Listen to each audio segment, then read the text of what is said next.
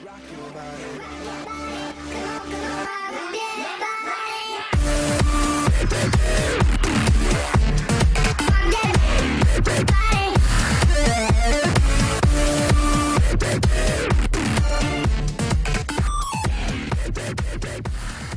voilà, je vous fais cette petite vidéo donc pour vous présenter donc mon TR15, donc c'est la nouvelle gamme GT donc de chez GG. Donc je vous fais cette petite vidéo car j'ai voulu downgrader ma réplique et donc j'ai mis un M90 à l'intérieur. Avant donc j'avais normalement donc un M110 d'après les descriptifs. Et finalement je l'ai passé au chrony, je suis encore au-dessus de la puissance voulue, je voudrais atteindre les 290 par là en FPS afin de pouvoir donc l'utiliser en pur CQB étant donné la taille qu'elle fait. Donc je vais la redémonter pour découper quelques spires afin donc de diminuer encore la puissance. Donc je vais commencer tout de suite.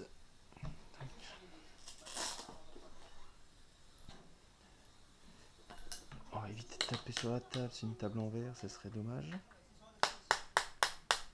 Voilà. Toc. Toc. Hop. Voilà. Donc là ensuite, pour l'enlever, c'est pas compliqué. C'est pas comme toutes les répliques. Hein. Toc. On tire un peu là-dessus et voilà. Ça vient tout seul. Toc. Voilà. Donc ça après ce corps là on peut le mettre de côté. Là on enlève ça, on fout ça dans la petite boîte. Tac. Ensuite on va attaquer le démontage de la crosse. Sans rien de bien compliqué. Voilà, tournevis cruciforme. Tac. Donc évidemment c'est pas la crosse d'origine, hein, je vous rassure. Petite crosse commandée donc sur Yobi Asia. 12-13 $, une petite cross pleine, c'est sympa pour l'esthétique de la réplique, pour une petite réplique CQB. Ça plaît pas à tout le monde, mais bon, moi j'aime bien.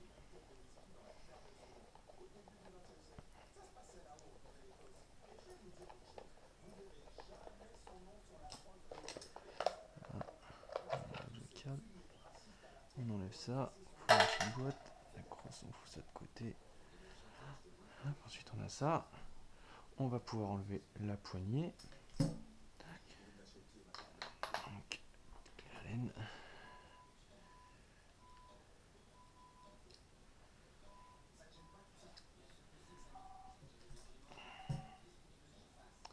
Trop gros.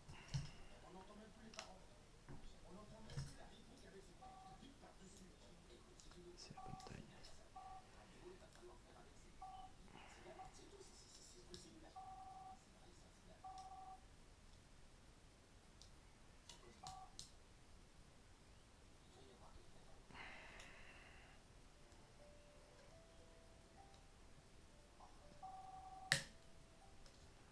C'est un peu vachement serré quand même.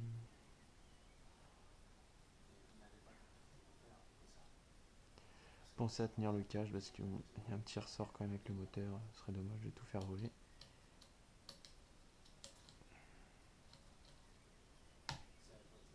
Pas encore enlevé totalement.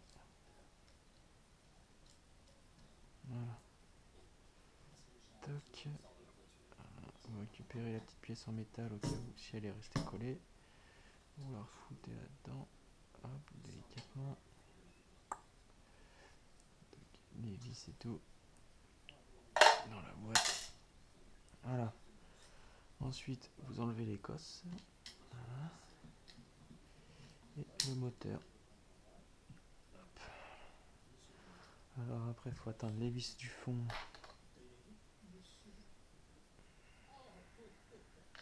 Toc.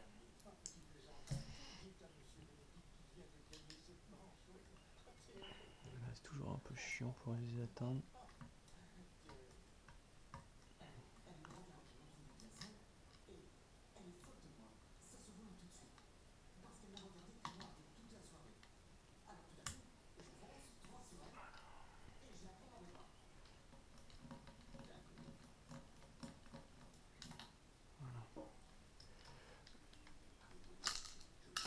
Toc. Faites attention aux colles parce que bon, ce serait dommage de les arracher.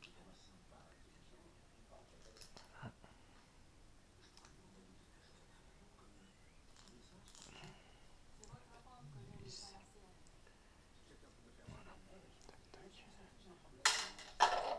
Voilà. Alors maintenant, l'enlèvement de la gearbox. Donc, le système blowback, hein. Comme tout à l'heure, le marteau.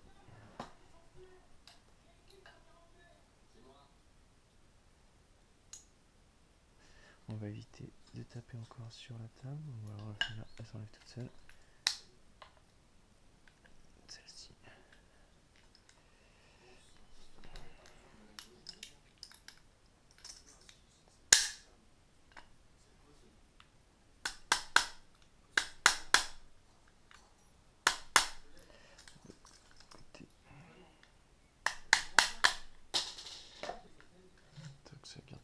Alors là, ce qui est différent, c'est que normalement vous avez une petite vis là pour enlever cette partie là, sauf que là ça se fait pas comme ça.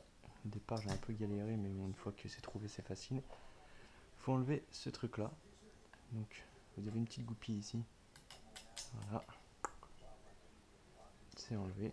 Vous la refoutez à l'intérieur. Hop. Pareil dans la boîte. Et là, vous sortez ça comme ça. C'est un peu même merde. Faut appuyer assez fort quand même.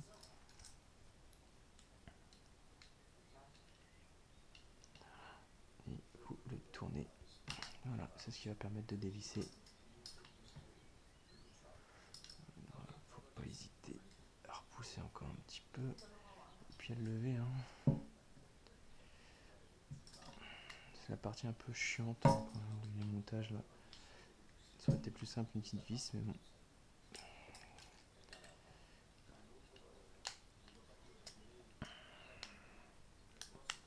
Voilà.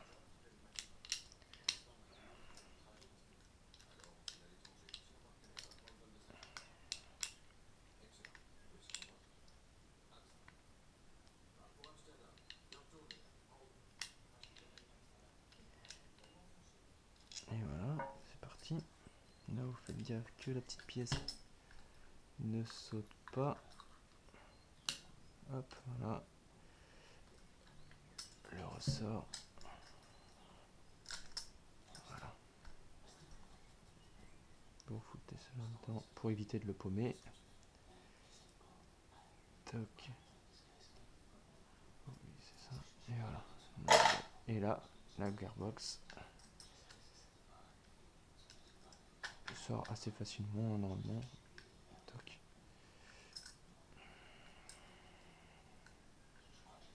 Faut pas trop tirer sur les fils, tout ça. Faut y aller mollo. Normalement, ça part tout seul. Ça sort tout seul. Voilà. Toc. Donc là, vous avez tout le temps cette petite pièce là qui part parce qu'il faut la remettre à la fin. Vous enlevez les fils. Toc. Le corps, on s'en fout. Voilà. Donc là, le système blowback, le sélecteur de tir, comme on voit de l'autre côté. Hop. Hop. Et ça s'en va. Voilà. Pour éviter de le paumer, vaut mieux l'enlever. Voilà. Sinon, pour l'ouverture de la gearbox, c'est obligé. Voilà, c'est bon. Alors maintenant, on va démonter le système blowback. Alors là, c'est un peu spécial. J'ai bien galéré la première fois. Alors, première chose à faire. Faut enlever. Donc là, vous avez une toute petite goupille qui est là. Donc faut l'enlever avec quelque chose d'assez pointu. Donc bon, bah faut faire gaffe parce que souvent elle saute. La dernière fois, elle a sauté. Ça va que j'ai réussi à la récupérer assez facilement.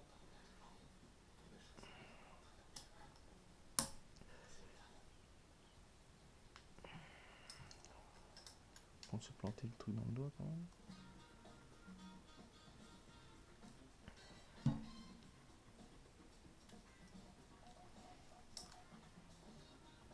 Ça c'est vraiment ce qui est le plus chiant, de démonter le système blowback. Après c'est basique, hein, c'est un M4. Hein. Faut pas hésiter à tirer. Hein. Voilà. Ce qui devait arriver arriva. Hein. Mais bon, j'ai réussi à avoir la goupille, donc tant mieux. Donc pareil, hein, dans la petite boîte. Toc. Donc voilà, maintenant le blowback est libre. Alors là, avec ça, pareil, vous attrapez le système ici, là, vous tirez. Faut pas hésiter à forcer aussi, hein, ça va le sortir. Hop, voilà. De l'autre côté aussi.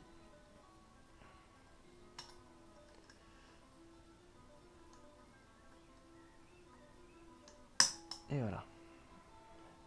Donc là, le système blowback, toc, toc, il se démonte sur le côté. Ensuite, ce truc là. Donc là, ça se démonte en plusieurs étapes, hein. Donc d'abord, il faut enlever ça. On va changer son haut. Un petit peu plus gros. Celui-là, peut-être qu'il est bien celui-là. Nickel.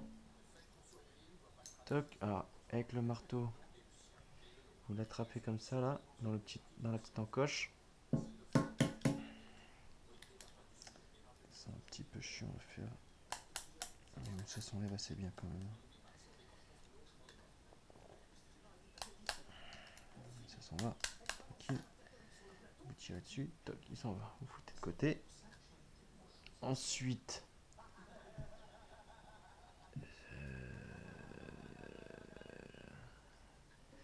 c'est pareil, hein. Vous l'attrapez ici. Vous pouvez, hein. Moi je l'attrape là.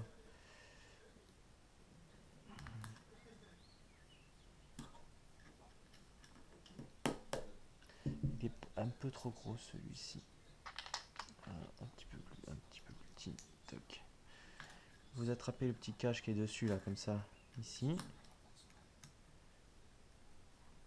Et de la même façon, voilà, vous voyez, ça s'enlève tout seul. Voilà, vous le foutez de côté. Ça, il vous suffit juste de le lever. Et là, ça va le sortir de l'encoche. Toc, vous voyez. Là, le petit trou qui fait passer le filet d'air, donc parce que c'est un blowback pneumatique. Donc là, le piston va rentrer dans le cylindre. Ça va faire sortir l'air par le nozzle et par là aussi, afin d'actionner donc le blowback. Voilà, nickel. Donc ensuite, on va démonter, on va ouvrir la gearbox. Tac.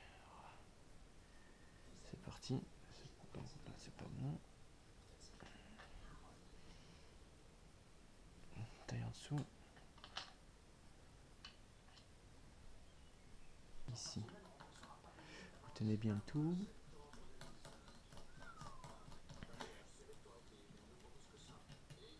Une fois que ça c'est bon, vous tenez bien le spring guide.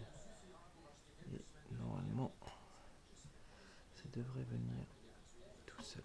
Voilà. Toc.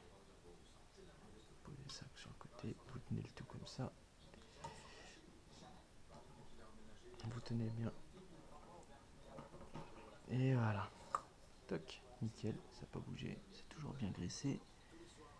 Pas de soucis particuliers. Hop. Vous enlevez le tournevis, le springy. Et le ressort. Le voici. Un petit ressort. C'est un M90 et là un M110. Donc voilà, donc ça 300, j'étais à 360 fps environ, celui-ci 330. Il y a une deux spires d'écart, donc bon, j'ai envie de perdre encore 30 fps, donc je pense que je vais en enlever deux voire trois même, 3 spires pour être sûr. Voilà.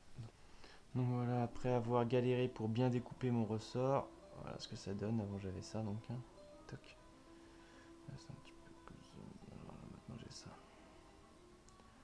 Donc là je pense vraiment avoir une bonne taille. Donc maintenant il me suffit que j'aplatisse un peu celui-là. Donc je vais chauffer un peu là pour l'aplatir et je vais le limer ici afin de le rendre plus plat comme ici. Voilà, comme vous voyez là, c'est plat. Donc pour ça, une lime. Même si à la meule c'est mieux. Mais bon, je vais essayer de voir ce que je peux faire avec une lime.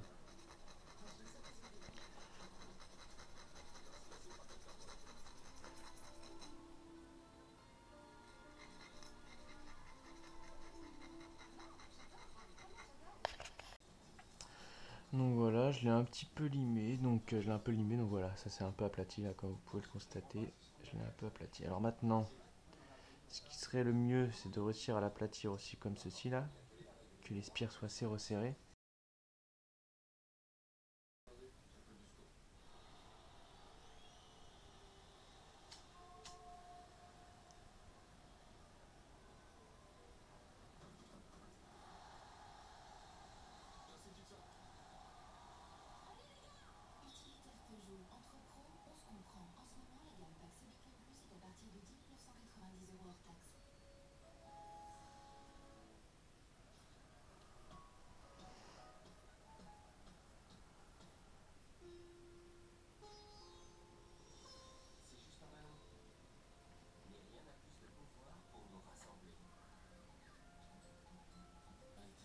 Et voilà, donc comme vous pouvez le constater, ça s'en rapproche du ressort d'origine. Donc voilà, je vais passer au remontage.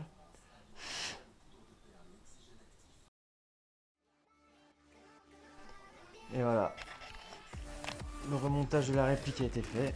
Donc, sélectionner le sélecteur fonctionne pour l'instant, c'est bien. J'ai pas encore testé avec la batterie. Stock, je peux régler le global fonctionne. Encore bouge pas, donc bon, bah, tout baigne.